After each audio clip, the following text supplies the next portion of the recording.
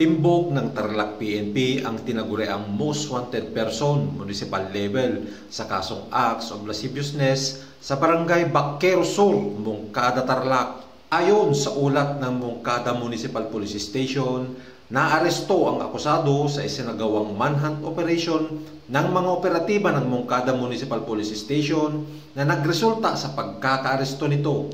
Ang nasabing akusado ay naaresto sa bisa ng warrant of arrest na inisyo ni Honorable Bernardongo Fajardo, Presiding Judge of Regional Trial Court, 3rd Judicial Region Branch 67 Paniqui, Tarlac, sa kasong acts of lasciviousness in relation to Section 5 ng Republic Act 7610 na may inirekomendang piyansa na nagkakahalaga ng 108,000 pesos. Ang akusado ay kasalukuyang nasa kustudiya ng Moncada Municipal Police Station para sa wastong dokumentasyon at tamang disposisyon.